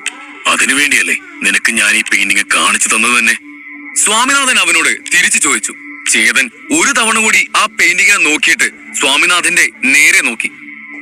ഇതൊരു തല്ലിപ്പൊളി പെയിന്റിംഗ് ആണ്, കലാപരമായി യാതൊന്നുതിലില്ല. അത് കേട്ടതും ഭാവനയും വേലക്കാരനും നെഞ്ചത്ത് കൈവച്ച് ഞെട്ടി നിന്നു. നീ എന്താ പറയുന്നെന്ന് നിനക്കറിയാമോ? വേലക്കാരൻ ചോദിച്ചു. അത് സ്വാമിനാഥൻ വരച്ച പുതിയ ചിത്രമാണെന്ന് അയാൾ കൂട്ടിച്ചേർത്തു. ഇത് സാറ് വരച്ചാണോ? ചേതൻ ചോദിച്ചു. ഇതിനു മുമ്പും സ്വാമിനാഥൻ പലരെയും പെയിന്റിംഗ് കാണിച്ച് പരീക്ഷിച്ചിട്ടുണ്ടെങ്കിലും ആരെയും ഇതുവരെ സ്വന്തം പെയിന്റിംഗ് കാണിച്ചിട്ടുണ്ടായിരുന്നില്ല. ആദ്യമായിട്ടാണ് സാറിന് ഒരു പെയിന്റിംഗ് കാണിക്കുന്നത്. അതുകൊണ്ട് നല്ല 4 വാക്ക് പറയാതെ അതിന് പോയി തല്ലിപ്പൊളി എന്ന് പറഞ്ഞല്ലോ. ഭാവന ചിന്തിച്ചു. തനിക്കൊരു പ്രശ്നവും വരില്ല എന്ന് കരുതി വിളിച്ചുകൊണ്ട് വന്നിട്ട് ഇത് തന്നെ തനിക്ക് കുരിശാവുമല്ലോ എന്ന പേടിയുണ്ടായിരുന്നു അവൾക്ക്. പഠിക്കാനുള്ള ഉത്സാഹമുള്ള ആരെയും പഠിപ്പിക്കുന്ന ഒരാളാണ് സ്വാമിനാഥൻ സാർ. ചേതനെ കണ്ടിട്ട് അങ്ങനെ ഒരാളാണെന്ന് കരുതിയാണ് ഭാവന അവൻ ഇവിടേക്ക് വിളിച്ചുകൊണ്ടുവന്നത്. അതിപ്പോ താൻ തനിക്ക് തന്നെയുള്ള കുഴി വെട്ടിയത് പോലെ ആയോ എന്ന് വരെ അവൾ ചിന്തിച്ചു. ഇത് നേരത്തെ അറിഞ്ഞിരുന്നെങ്കിൽ കടയിൽ വെച്ച് തന്നെ ചേതനെ പറഞ്ഞു വിടാമായിരുന്നു. കുറ്റബോധം കാരണം അവൾ സ്വാമിനാഥനെ നോക്കാനാവാതെ തല കുനിച്ചു നിന്നു. എന്നാൽ ഇതേ സമയം ധ്രുവ് വല്ലാത്ത സന്തോഷത്തിലായിരുന്നു. വന്ന ഉടനെ തന്നെ സാറിനെ വെറുപ്പിച്ചിട്ടുണ്ട്. ഇനി അവന്റെ അവസ്ഥ എന്താവുമെന്ന് ദൈവത്തിനറിയാം. അവനിപ്പോ സോറി പറഞ്ഞാ ചിലപ്പോ വെറുതെ വിടുമായിരിക്കും. പക്ഷേ ലക്ഷണം കണ്ടിട്ട് അവനത് പറയുന്നു തോന്നില്ല. ദേഷ്യത്തിൽ നിൽക്കുന്ന ഭാവനയെ ഒന്നും കൂടി ദേഷ്യം കയറ്റുവാനായി ധ്രുവ് പറഞ്ഞു. നീ എന്താ പറഞ്ഞേ? പെയിന്റിങ്ങിലും സാഹിത്യത്തിലും ഒക്കെ അയാൾ മിടുക്കനാണെന്നല്ലേ എന്ന് ചോദിച്ച് ധ്രുവ് പൊട്ടിച്ചിരിച്ചു. അത് കേട്ട് ഭാവനയുടെ മുഖം ദേഷ്യം കൊണ്ട് ചുവന്നു. വേലക്കാരനും ചേതനെ സംശയത്തോടെ നോക്കി. എന്നാൽ ഇവരെയൊന്നും വകവെക്കാതെ സ്വാമിനാഥൻ ചേതനോട് പറഞ്ഞു. മോനെന്താ അങ്ങനെ പറഞ്ഞത്? ഈ പെയിന്റിങ്ങിൽ എന്ത് തെറ്റാണുള്ളത്? അത് കേട്ട് ചേതൻ ഒരു തവണ കൂടി ആ ചിത്രം നോക്കി. ഞാൻ പറഞ്ഞ സത്യമാണ്, പക്ഷേ ഈ ചിത്രം വരച്ചത് അങ്ങാണെന്ന് എനിക്കറിയില്ലായിരുന്നു. എന്നോട് ക്ഷമിക്കണം. ചേതൻ താഴ്മയോടെ പറഞ്ഞു. ക്ഷമ ചോദിക്കാൻ നീ എന്ത് തെറ്റാണ് ചെയ്തത്? ഈ ചിത്രം ആര് വരച്ചതായാലെന്താ? അതിൽ തെറ്റുണ്ടെങ്കിൽ അത് ചൂണ്ടിക്കാണിക്കാനുള്ള സ്വാതന്ത്ര്യം നിനക്കുണ്ട്. സ്വാമിനാഥൻ ചേതനോട് പറഞ്ഞു. Thank you sir. ചേതൻ ചിരിച്ചുകൊണ്ട് പറഞ്ഞു. സാർ ഇങ്ങനെ ചോദിച്ച സ്ഥിതിക്ക് ഞാൻ പറയാം. ഈ ചിത്രത്തില് ശരിക്കും ചില അപാകതകളുണ്ട്. ചേതൻ വീണ്ടും അത് തന്നെ പറഞ്ഞതും ഭാവനയും ബാക്കിയുള്ളവരും ഞെട്ടലോടെ അവനെ നോക്കി. ആ ചിത്രം വരച്ചത് സ്വാമിനാഥൻ സാറാണെന്ന് അറിഞ്ഞിട്ടും ഇവനെന്താ ഇങ്ങനെ സംസാരിക്കുന്നതെന്ന് അവർ ചിന്തിച്ചു. പക്ഷെ ഈ ചിത്രം ചെറുതായൊന്ന് ആൾട്ടർ ചെയ്ത സാർ ഇത് വരച്ചപ്പോ എന്താണ് ഉദ്ദേശിച്ചത് അത് അതുപോലെ തന്നെ കാണുന്നവർക്ക് മനസ്സിലാക്കാൻ കഴിയും. ചേതൻ അദ്ദേഹത്തിനോട് പറഞ്ഞു. ഓ അങ്ങനെയാണോ?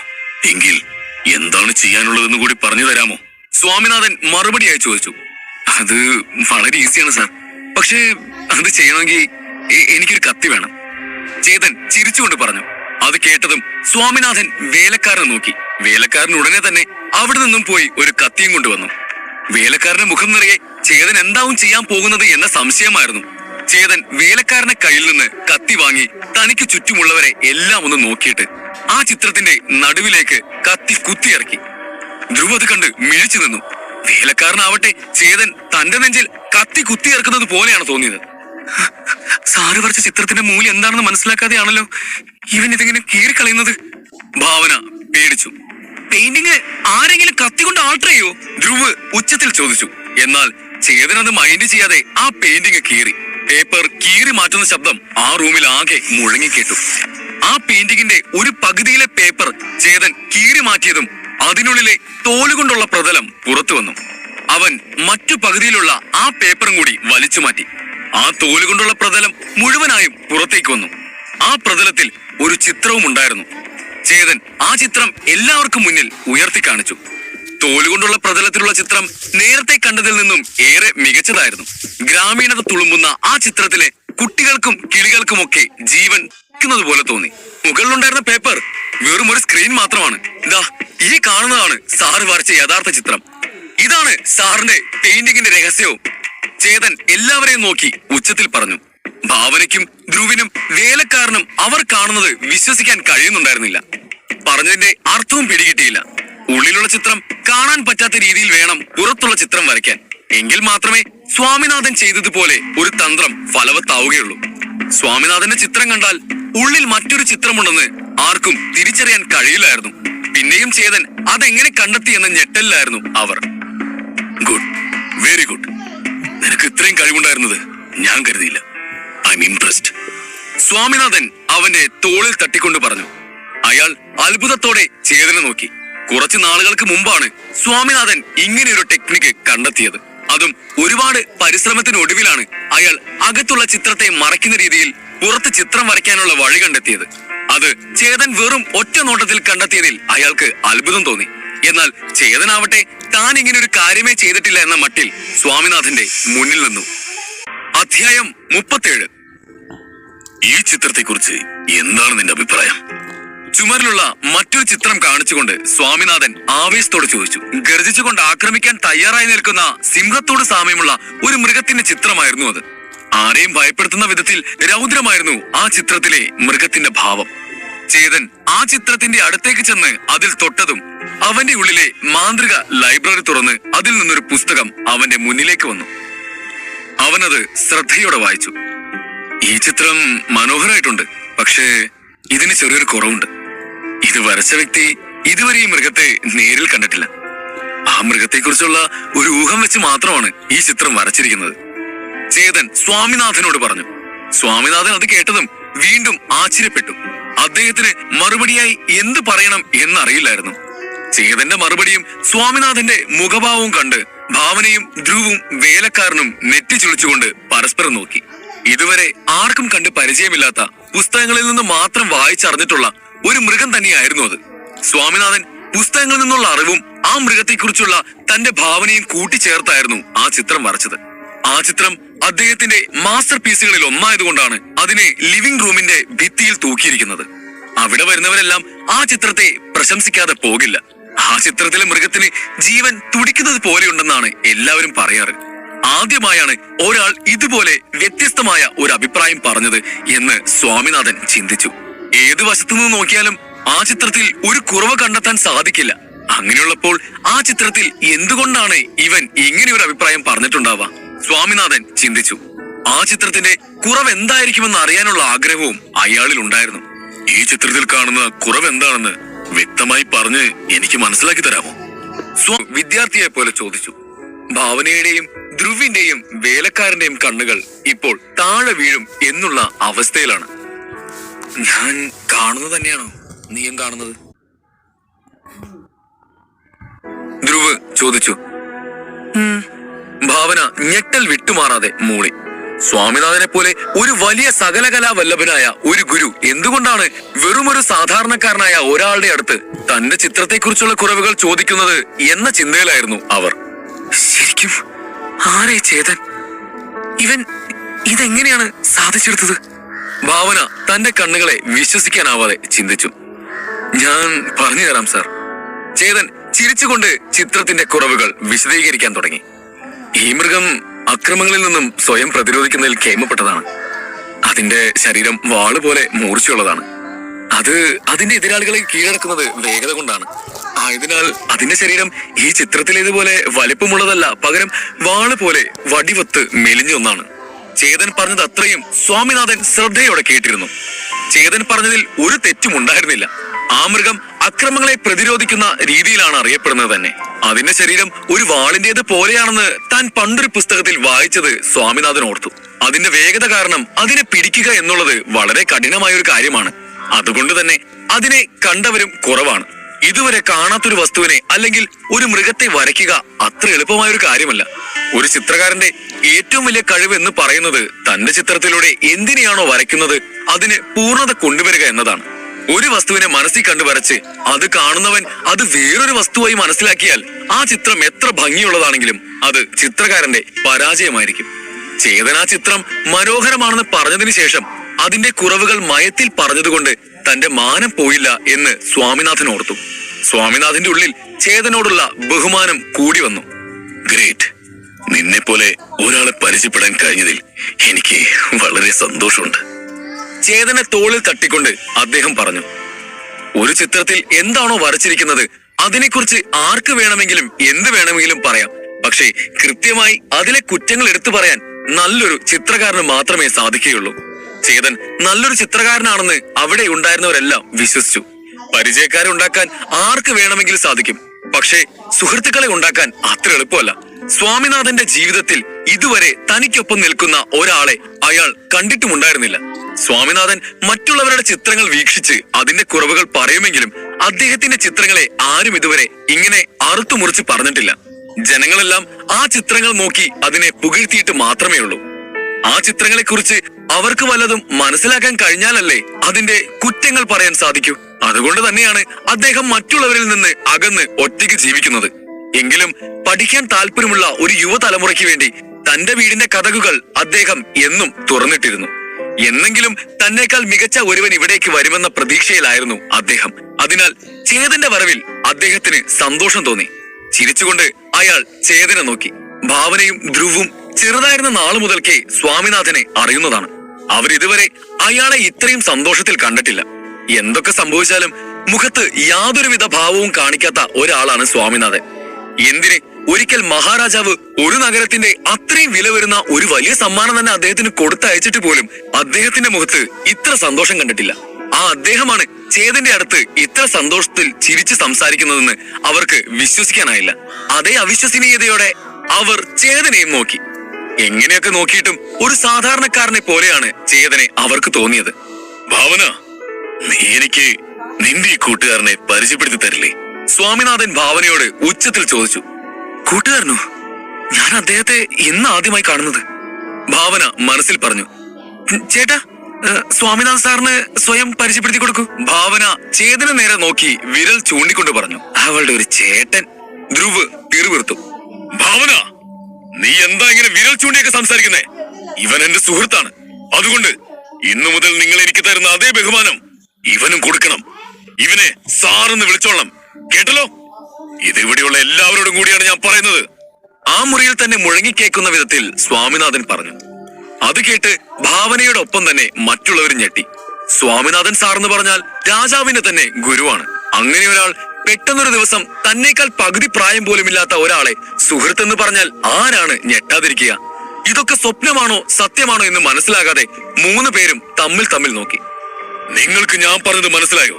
ഇല്ലെങ്കിൽ മനസ്സിലാവുന്ന വിധത്തിൽ ഞാൻ പറയണോ? സ്വാമിനാഥൻ തന്റെ മുന്നിൽ നിൽക്കുന്ന ഭാവനയെയും ധ്രുവിനെയും നോക്കി ഉച്ചത്തിൽ ചോദിച്ചു. മനസ്സിലായി. ഇരുവരും ഒരേ ശബ്ദത്തിൽ മറുപടി പറഞ്ഞു. ഹേയ്, ഇതിനൊന്നും ആവശ്യമില്ല. എനിക്ക് തോന്നിയത് എന്താണോ അത് ഞാൻ സാറിനോട് പറഞ്ഞു എന്നുള്ളൂ. അതിന് എനിക്ക് സാറിന് തുല്യമായുള്ള ബഹുമാനമൊന്നും തരേണ്ട ആവശ്യമില്ല. എന്റെ പേര് ചേതൻ എന്നാണ്. എന്നെ എല്ലാവരും അങ്ങനെ തന്നെ വിളിക്കുന്നത് തന്നെയാണ് എനിക്കിഷ്ടം. ചേതൻ ചിരിച്ചുകൊണ്ട് പറഞ്ഞു. ചേതൻ, നല്ല പേരാണ്. പക്ഷെ നിന്റെ സംസാരമാണ് ശരിയല്ലാത്തത്. എന്റെ തെറ്റുകളൊക്കെ ഇത്ര നിസ്സാരമായി നീ കണ്ടുപിടിക്കണമെങ്കിൽ നീ അത്ര നിസ്സാരക്കാരനൊന്നുമല്ല. ഇത്രയും വിവരമുള്ള നീ വലിയ ആളൊന്നുമല്ലെങ്കിൽ ഞാനും വലിയ ആളൊന്നുമല്ലല്ലോ. സ്വാമിനാഥൻ അവനോട് പറഞ്ഞു. സത്യത്തിൽ സ്വാമിനാഥൻ പറയുന്നതൊക്കെ കേട്ടിട്ട് ചേതന് ചിരിയാണ് വന്നത്. ചേതൻ ആ ചിത്രത്തിന്റെ തെറ്റുകൾ ചൂണ്ടിക്കാണിച്ചു എന്നുള്ളത് സത്യമാണ്. പക്ഷേ അത് സ്വാമിനാഥൻ വിശ്വസിക്കുന്നത് പോലെ ചേതന്റെ അറിവ് കൊണ്ടല്ല, തികച്ചും അവന്റെ ഭാഗ്യം കൊണ്ട് മാത്രമാണ്. അവന്റെ ഉള്ളിലെ മാന്ത്രിക ലൈബ്രറി ഇല്ലായിരുന്നുവെങ്കിൽ അവൻ ഒരിക്കലും ആ ചിത്രത്തിന്റെ അപാകതകൾ പറയാൻ കഴിയില്ലായിരുന്നു. എന്തിന്, ആ ചിത്രം എന്താണെന്ന് പോലും മനസ്സിലാക്കാൻ പറ്റാതെ അവൻ വാ പൊളിച്ച് നിന്നേനെ എന്നോർത്ത് ചേതന് തന്നെ ചിരി വന്നു. പക്ഷേ അത് പുറത്തു കാണിക്കാതെ അവൻ മറച്ചു പിടിച്ചു. അതുപോലെ ഈ നിൽക്കുന്ന രണ്ടുപേരും എന്ത് തെറ്റ് ചെയ്താലും അവരെ വഴക്കു പറയുന്നതിനുള്ള എല്ലാ സ്വാതന്ത്ര്യവും ഞാൻ നിനക്ക് തരുന്നു. ചേതൻ ശാന്തമായി നിൽക്കുന്നത് കണ്ട് അദ്ദേഹം പറഞ്ഞു, എന്ത് വഴക്ക് പറയാനുള്ള അവകാശം എന്ന് ചിന്തിച്ചുകൊണ്ട് ഭാവനയും ധ്രുവും തമ്മിൽ നോക്കി. കുറച്ചു നേരം മുമ്പ് വരെ ഒന്നും അറിയാത്തത് പോലെ നിന്നവൻ ഇപ്പോൾ ഞങ്ങളെക്കാൾ മേലെ എത്തിയല്ലോ എന്നാലോചിച്ച് അവർ രണ്ടുപേരും ചേതനെ മിഴിച്ചു നോക്കി. സ്വാമിനാഥൻ അവർ ഇരുവരെയും ശ്രദ്ധിക്കാതെ ചേതന് നേരെ തിരിഞ്ഞു. നീ എന്തായാലും ഇവരുടെ കൂടെ വെറുതെ വരില്ല എന്ന് എനിക്കറിയാം. നിനക്ക് എന്റെ സഹായം വല്ലതും വേണോ? സ്വാമിനാഥൻ അവനോട് ചോദിച്ചു. സത്യത്തിൽ ചേതൻ ഇത് എങ്ങനെ അങ്ങോട്ട് ചോദിക്കുമെന്നറിയാതെ ഇരിക്കുമ്പോഴാണ് സ്വാമിനാഥനായിട്ട് ഇങ്ങോട്ട് ചോദിച്ചത്. അത് പിന്നെ സാറിന്റെ അടുത്ത് ഒരുപാട് പുസ്തകങ്ങളുണ്ടെന്ന് ഞാൻ കേട്ടു. അതുകൊണ്ട് ഡോൺ 6 കുറിച്ചുള്ള പുസ്തകങ്ങളുണ്ടോ എന്നറിയാനാണ് ഞാൻ വന്നത്. ചേതൻ അദ്ദേഹത്തോട് വിനീതമായി പറഞ്ഞു. എന്റെ അടുത്ത് ചിത്രകലയെ കുറിച്ചുള്ള പുസ്തകങ്ങളാണ് കൂടുതലുള്ളത്. പക്ഷേ ഡോൺ 6 സ്റ്റേജിനെ കുറിച്ചുള്ള ചില പുസ്തകങ്ങൾ ഉണ്ടെന്ന് തോന്നുന്നു. ശരി, വാ, നമുക്ക് എന്റെ ഓഫീസിൽ പോയി നോക്കാം എന്ന് പറഞ്ഞ് ചേതനെ ഓഫീസിലേക്കുള്ള വഴി കാണിച്ചുകൊണ്ട് സ്വാമിനാഥൻ മുൻപിൽ നടന്നു. സാർ എന്താ പറയുന്നേ? ഓഫീസിലേക്കോ? വേലക്കാരൻ സ്വാമിനാഥൻ പറഞ്ഞത് കേട്ട് ഞെട്ടലോടെ അയാളുടെ മുൻപിൽ ചെന്ന് ചോദിച്ചു. കാരണം ഓഫീസിലേക്ക് സ്വാമിനാഥൻ പുറത്തുനിന്ന് ആരെയും കയറ്റാറില്ലായിരുന്നു. കാലപ്പഴക്കമുള്ള പല പുസ്തകങ്ങളും ആ ഓഫീസിലായിരുന്നു സൂക്ഷിച്ചിരുന്നത്. ഒരു തവണ രാജാവിനെ വരെ ഓഫീസിലേക്ക് കയറ്റാതെ അദ്ദേഹം പുറത്തു നിർത്തിയിട്ടുള്ളതാണ്. അറിയാതെ ഒരു തവണ ആ ഓഫീസിലേക്ക് കയറിയതിന് ഒരു വേലക്കാരിക്ക് അദ്ദേഹം കൊടുത്തത് മരണശിക്ഷയായിരുന്നു. ഇനി സ്വാമിനാഥൻ ഓഫീസിലേക്ക് പോകാമെന്ന് ഓർക്കാതെ പറഞ്ഞു പോയതാണോ എന്ന ചിന്തയിലായിരുന്നു വേലക്കാരൻ. എനിക്ക് എന്റെ ഓഫീസ് എപ്പോഴും ക്ലീൻ ആയിരിക്കുന്നതാണ് ഇഷ്ടം. പുറത്തുനിന്നുള്ളവർ വന്നാൽ അടുക്കും ചിട്ടയോടെ അതിരിക്കില്ല എന്നുള്ളത് കൊണ്ടാണ് ഞാൻ ആരെയും അകത്ത് കയറ്റാതിരുന്നത്. പക്ഷേ ഇതെന്റെ സുഹൃത്താണ്. ചേതൻ എന്റെ തെറ്റുകളെ വരെ ചൂണ്ടിക്കാണിച്ച ഒരാളാണ്. അവനെ എന്റെ ഓഫീസിലേക്ക് കൊണ്ടുപോകാൻ പറ്റുന്നത് എന്റെ ഭാഗ്യമായിട്ടാണ് ഞാൻ കാണുന്നത്. സ്വാമിനാഥൻ അയാളോട് പറഞ്ഞു. അത് കേട്ട് അയാൾ ശരിയെന്ന് തലയാട്ടി. അവർ അയാളെ കടന്ന് ആ ഓഫീസിലേക്ക് നടന്നു. ചേതൻ കരുതിയിരുന്നത് പോലെ തന്നെ ആ ഓഫീസ് മുഴുവനും പുസ്തകങ്ങൾ കൊണ്ട് നിറഞ്ഞിരുന്നു. ചേതൻ ഒരു റാക്കിനടുത്തേക്ക് ചെന്ന് അവിടെയുള്ള പുസ്തകങ്ങൾ എടുത്തു നോക്കി. കൂടുതലും അദ്ദേഹം പറഞ്ഞതുപോലെ തന്നെ ചിത്രകലയെ കുറിച്ചുള്ള പുസ്തകങ്ങളായിരുന്നു. സ്വാമിനാഥൻ ചേതനെ മറ്റൊരു റാക്കിന്റെ അടുത്തേക്ക് കൊണ്ടുപോയി. ഇതൊക്കെ ഡോൺ ലെവലപ്പ് ടെക്നിക്കിനെ കുറിച്ചുള്ള പുസ്തകങ്ങളാണ്. എല്ലാം ഞാൻ പഠിക്കുന്ന കാലത്തുള്ളതാണ്, അദ്ദേഹം പറഞ്ഞു. ചേതൻ ആ റാക്കിലുള്ള പുസ്തകങ്ങൾ നോക്കാൻ തുടങ്ങി. ഡോൺ 1, 2, 3, 4 എന്നിങ്ങനെ ഓരോ ലെവലിലുള്ള പുസ്തകങ്ങളും നിരനിരയായി അടുക്കി വെച്ചിരുന്നു. ചേതൻ ഡോൺ 6 സ്റ്റേജിലെ പുസ്തകങ്ങളുള്ള നിരയിൽ നോക്കി. അവിടെ ആകെ 10 പുസ്തകങ്ങൾ മാത്രമേ ഉണ്ടായിരുന്നുള്ളൂ. ഇവിടെ ആകെ 10 ഉള്ളൂ. ഇനി വേറെ വല്ലയിടത്ത് നോക്കേണ്ടി വരുമോ എന്ന് ചിന്തിച്ചുകൊണ്ട് ചേതൻ മറ്റുള്ള റാക്കുകൾ ഒന്നുകൂടി തപ്പി നോക്കി. പക്ഷേ അവന് വേറെ പുസ്തകമൊന്നും ലഭിച്ചില്ല. അവസാനം അവിടെയുള്ള പുസ്തകങ്ങളൊന്നും വായിക്കാമെന്ന് കരുതി അവൻ അത് കയ്യിലെടുത്തു. അവൻ ഓരോ പുസ്തകവും എടുത്ത് അതിന്റെ പേജ് മറിക്കുന്നതിനനുസരിച്ച് അതിന്റെ കോപ്പി അവന്റെ ഉള്ളിലെ മാന്ത്രിക ലൈബ്രറിയിൽ സേവ് ആവുന്നുണ്ടായിരുന്നു. അതേസമയം ചേതൻ പെട്ടെന്ന് പുസ്തകങ്ങളുടെ പേജ് മറച്ചു പോകുന്നത് കണ്ട് സ്വാമിനാഥൻ ആകെ കുഴപ്പത്തിലായി. എന്തുപറ്റി ചേതാ, എന്താ വെറുതെ പേജ് മറച്ചു പോകുന്നത്? അയാൾ ചോദിച്ചു. അത് ഒന്നുമില്ല, ഞാൻ തേടി വന്ന പുസ്തകം ഇവിടെ ഉണ്ടോ എന്ന് നോക്കിയതാണ് എന്ന് പറഞ്ഞ് ചേതൻ അടുത്ത പുസ്തകം എടുത്ത് പേജുകൾ മറിക്കാൻ തുടങ്ങി. അവിടെയുള്ള പുസ്തകങ്ങളെല്ലാം നോക്കിക്കഴിഞ്ഞ് അവിടെ നിന്നും അവൻ പുറത്തേക്ക് ഇറങ്ങാൻ ഒരുങ്ങുമ്പോഴാണ് ഒരു മൂലയിൽ കൂട്ടി വെച്ചിരിക്കുന്ന ചില പുസ്തകങ്ങൾ അവന്റെ ശ്രദ്ധയിൽപ്പെട്ടത്. അതെന്താ അവിടെ വെച്ചിരിക്കുന്നത്? ചേതൻ സംശയത്തോടെ നോക്കി നിന്നു. അധ്യായം 38. സ്വാമിനാഥന്റെ ഓഫീസിൽ നിന്ന് ചേതൻ പുറത്തേക്ക് ഇറങ്ങാൻ ഒരുങ്ങിയതും ഒരു മൂലയിൽ കൂട്ടി വെച്ചിരിക്കുന്ന ചില പുസ്തകങ്ങൾ അവന്റെ ശ്രദ്ധയിൽപ്പെട്ടു. ഇത് ആ പുസ്തകങ്ങളിലേക്ക് കൈ ചൂണ്ടിക്കൊണ്ട് ചേതൻ ചോദിച്ചു. ഓ, ഇതെല്ലാം എന്റെ മകന്റെ പുസ്തകങ്ങളാണ്. അവൻ എപ്പോഴും ശാരീരികമായി ബലവാനായിരിക്കുന്നതാണ് ഇഷ്ടം. അതുകൊണ്ട് റോയൽ ലൈബ്രറിയിൽ പോയി വന്നപ്പോ അവിടെ നിന്നും അവൻ കൊണ്ടുവന്നതാ ഇതെല്ലാം. അപ്പൊ മുതൽ ഇത് ഇവിടെ ഇരിക്കുക, സ്വാമിനാഥൻ പറഞ്ഞു. ചേതൻ ആ പുസ്തകങ്ങളുടെ അരികിലേക്ക് ചെന്നതും സ്വാമിനാഥൻ വീണ്ടും സംസാരിക്കാൻ തുടങ്ങി. ഒരു ഫൈറ്ററിന് ഏറ്റവും പ്രധാനമായി വേണ്ടത് മാനസിക ബലമാണ്. അതൊന്നും ഇപ്പോ ഉള്ള തലമുറയോട് പറഞ്ഞാൽ മനസ്സിലാവില്ല, അയാൾ പറഞ്ഞു.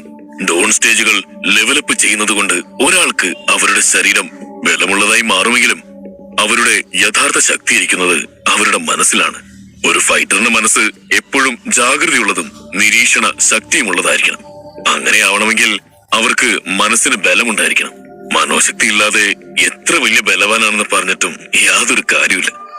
ജാഗ്രതയും നിരീക്ഷണ ശക്തിയും ഇല്ലാത്തൊരുവനെ തോൽപ്പിക്കുക വളരെ എളുപ്പമാണ്. ഞാനത് എടുത്തു നോക്കിക്കോട്ടെ. ചേതൻ അയാളോട് അനുവാദം ചോദിച്ചു. ചേതന്റെ ഉള്ളിലെ മാന്ത്രിക ലൈബ്രറി എത്ര പുസ്തകങ്ങൾ ഉണ്ടെങ്കിലും അതിൽ നിന്നും ആവശ്യമുള്ളത് മാത്രം ലളിതമായ രീതിയിൽ മാറ്റിത്തരുന്നത് കൊണ്ട് അവിടെ കുമിഞ്ഞു കിടക്കുന്ന പുസ്തകങ്ങൾ അവനെ ആശങ്കപ്പെടുത്തിയില്ല. ശാരീരിക ബലം വളർത്തുന്നത് അത്ര പ്രധാനമായ ഒന്നല്ലെങ്കിൽ പോലും ഇത്രയും പുസ്തകങ്ങൾ വായിച്ചാൽ അതിൽ നിന്ന് ആവശ്യമുള്ള എന്തെങ്കിലും കിട്ടാതിരിക്കില്ലല്ലോ എന്ന ചിന്തയിൽ അവനത് വായിക്കാൻ തന്നെ തീരുമാനിച്ചു. ഡോൺ 6 സ്റ്റേജ് കടക്കാൻ മാത്രമുള്ള അറിവൊന്നും ചേതന് ഇതുവരെയും ലഭിച്ചിട്ടില്ല. അതില്ലാതെ അവന് അടുത്ത സ്റ്റേജിലേക്ക് കടക്കാനും സാധിക്കില്ല.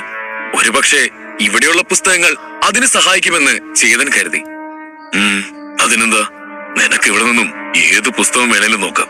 സ്വാമിനാഥൻ കൈകൾ വിരിച്ചുകൊണ്ട് പറഞ്ഞു. താങ്ക്സ് സർ എന്ന് പറഞ്ഞ് ചേതൻ വീണ്ടും ഓരോ പുസ്തകങ്ങൾ എടുത്ത് അതിന്റെ പേജുകൾ മറിച്ചു നോക്കാൻ തുടങ്ങി. നേരത്തെ ചെയ്തതുപോലെ തന്നെ ചേതൻ ഓരോ പുസ്തകവും എടുത്ത് വേഗത്തിൽ പേജ് മറിച്ചു നോക്കി എടുത്ത സ്ഥലത്ത് തന്നെ അത് തിരികെ വെച്ചു. അവൻ വേഗത്തിൽ പുസ്തകം എടുക്കുന്നതും അതേ വേഗത്തിൽ തന്നെ അത് തിരിച്ചു വെക്കുന്നത് കണ്ട് സ്വാമിനാഥൻ ആകെ കുഴപ്പത്തിലായി. ഇവനിത് എന്തായി ചെയ്യുന്നേ? പുസ്തകങ്ങൾ വായിക്കുന്നതിന് പകരം വെറുതെ മറിച്ചു നോക്കിയിട്ട് മാറ്റിവെക്കുകയാണല്ലോ. ഇനി ഇവൻ അന്വേഷിക്കുന്ന പുസ്തകം കിട്ടാത്തതുകൊണ്ടാണോ? ചിലപ്പോ അതായിരിക്കും. ഇവന് ഈ പുസ്തകങ്ങൾ കൊണ്ട് ഉപയോഗമില്ലെന്ന് തോന്നുന്നു. അതാണ് നോക്കിയിട്ട് അതേപടി തന്നെ മാറ്റിവെക്കുന്നത്. സ്വാമിനാഥൻ ചിന്തിച്ചു. ചേതനെ വെറുതെ ശല്യപ്പെടുത്താൻ പോകാതെ അദ്ദേഹത്തിന്റെ ജോലികൾ ചെയ്യാൻ തുടങ്ങി. 10 മിനിറ്റ് കൊണ്ട് അവിടെ ഉണ്ടായിരുന്ന പുസ്തകങ്ങളെല്ലാം ചേതൻ തന്റെ മനസ്സിൽ പതിപ്പിച്ചു. ശരീരത്തെ ബലപ്പെടുത്താനുള്ള പല മാർഗങ്ങളും ഇപ്പോൾ ചേതന്റെ ഉള്ളിലുള്ള മാന്ത്രിക ലൈബ്രറിയിൽ കോപ്പി ചെയ്യപ്പെട്ടിരുന്നു. അവൻ മനസ്സിൽ പതിപ്പിച്ച പുസ്തകങ്ങളിൽ നിന്ന് ശരിയായ മുറകളുള്ള ഒരുപാട് പുസ്തകങ്ങൾ അവന്റെ മനസ്സിലേക്ക് വന്നു. അവയെല്ലാം ഒന്ന് ചേർന്ന് ഒരു വലിയ പുസ്തകവുമായി മാറി. ചേതൻ ആ പുസ്തകം തുറന്നു നോക്കി. മനസ്സെന്നത് ജലം പോലെയാണ്, ശരീരം അതിനെ വഹിക്കുന്ന തളിക പോലെയും. തളിക എത്ര ശക്തമായിരിക്കുന്നോ അത്രയും ജലം അതിന് വഹിക്കാൻ കഴിയും എന്ന ആദ്യ വരി തന്നെ ചേതന്റെ മനസ്സ് കവർന്നു. കൊള്ളാം എന്ന് പറഞ്ഞ് എന്തോ പുതിയ മാർഗം ലഭിച്ചതുപോലെ ചേതൻ സന്തോഷിച്ചു. മനസ്സാണ് പ്രധാനമെന്ന് ചേതൻ കരുതിയിരുന്നത് തെറ്റാണെന്ന് അവന് മനസ്സിലായി. ഇപ്പോൾ വായിച്ച വരിയിൽ നിന്നും ശരീരവും മനസ്സ് പോലെ തന്നെ പ്രധാനമാണെന്ന് ചേതൻ മനസ്സിലാക്കി. മനസ്സും ശരീരവും തമ്മിൽ ബന്ധിക്കപ്പെട്ടിരിക്കുന്നു. ഒരു ശക്തമായ ശരീരത്തിന് മാത്രമേ ശക്തമായ ഒരു മനസ്സിനെ സേവിക്കാൻ കഴിയൂ. ചേതൻ ആ പുസ്തകത്തിലുള്ളത് തുടർന്ന് വായിക്കാൻ തുടങ്ങി. വായിക്കുന്നതനുസരിച്ച് അവന്റെ മനസ്സും ശരീരവും ഒന്നായി ചേർന്നു. ചേതൻ നിർത്താതെ ആ പുസ്തകം വായിച്ചു കൊണ്ടിരുന്നു. വായിക്കുന്നതിനനുസരിച്ച് അവന്റെ ശരീരത്തിലും മാറ്റങ്ങളുണ്ടായി. അവന്റെ ഉള്ളിലെ ഓറ ശക്തിയായി ഒഴുകി. അവന്റെ പേശികൾക്ക് ബലം വെക്കാൻ തുടങ്ങി. എല്ലുകൾ ശക്തി പ്രാപിച്ചു. അവന്റെ ശരീരം ശരിയായ രീതിയിൽ വളരാൻ തുടങ്ങി. ചേതന്റെ ശരീരം മെല്ലെ മെല്ലെ ബലമുള്ളതായി മാറി. പക്ഷേ തന്റെ ശരീരത്തിൽ സംഭവിക്കുന്ന മാറ്റങ്ങളൊന്നും ചേതൻ അറിഞ്ഞിരുന്നില്ല. ഈ പുസ്തകം ഞാൻ വിചാരിച്ചതിലും അടിപൊളിയാണല്ലോ. അവൻ ഒരു വിധത്തിൽ ആ പുസ്തകം മുഴുവനും വായിച്ചു തീർത്തു. അപ്പോഴേക്കും അവന്റെ ഓറ അവന്റെ ശരീരം മുഴുവൻ വന്നു പൊതിഞ്ഞ് അവനൊരു പുത്തൻ ഉണർവ് നൽകി.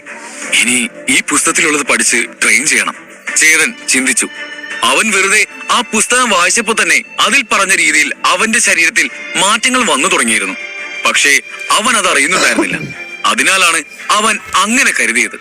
ഇത്ര പെട്ടെന്ന് എനിക്കിത് വായിച്ച് പൂർത്തിയാക്കാൻ പറ്റുമെന്ന് ഞാൻ വിചാരിച്ചത് കൂടിയില്ല.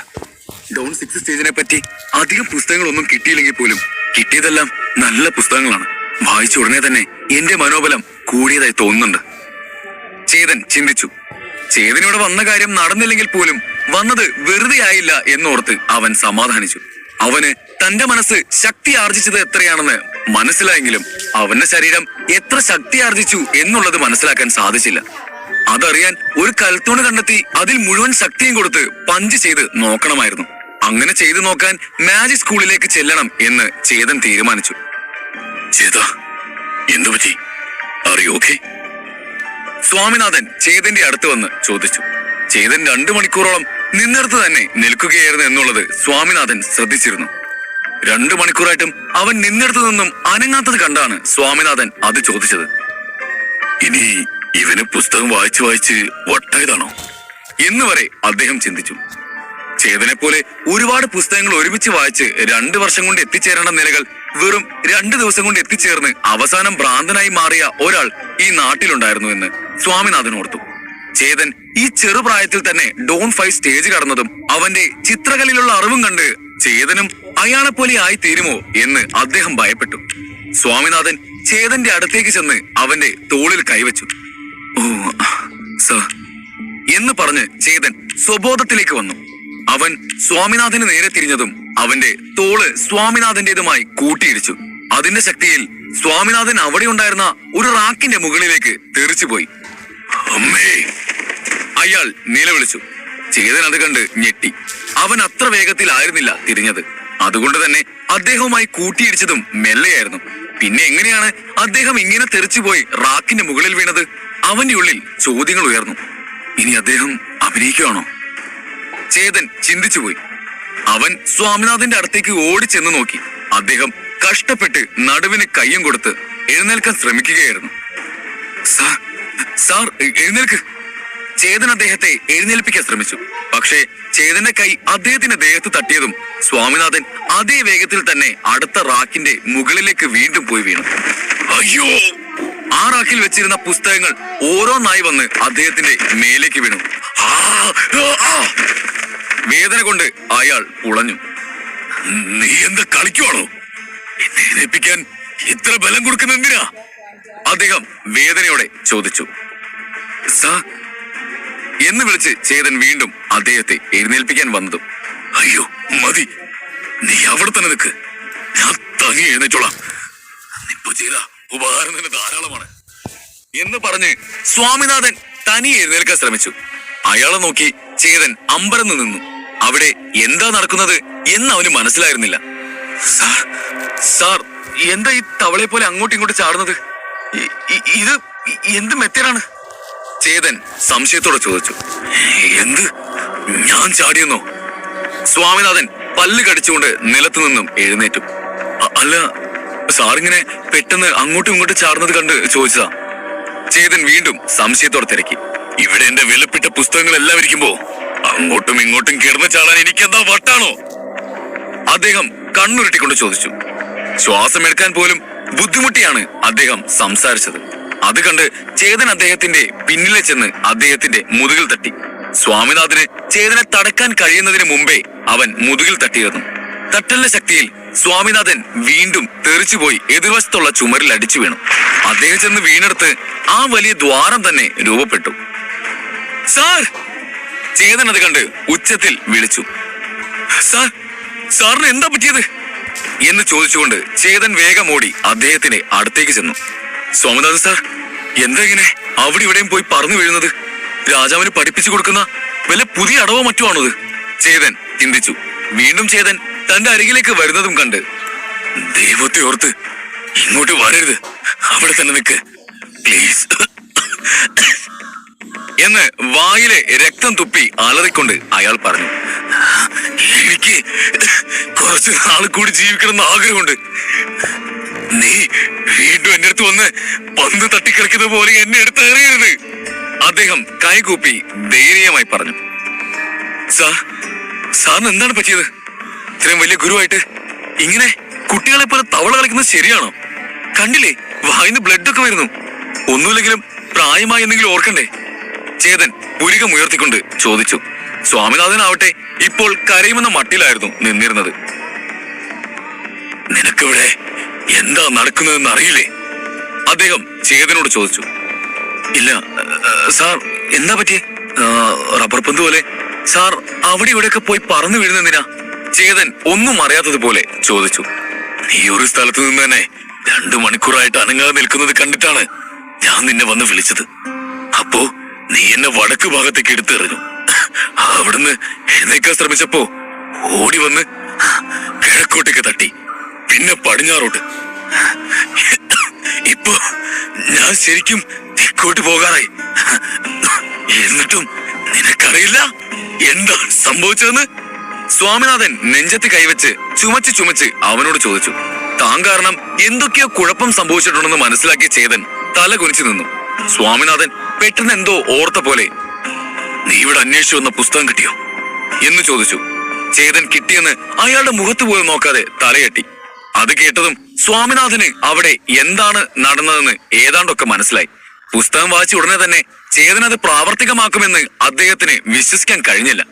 ആ പുസ്തകം വായിച്ച് ഉടനെ തന്നെ അതിൽ വിവരിച്ചിട്ടുള്ള സ്റ്റേജിലേക്ക് എത്തിച്ചേരാൻ കഴിയില്ല എന്നാണ് അദ്ദേഹം വിചാരിച്ചിരുന്നത്.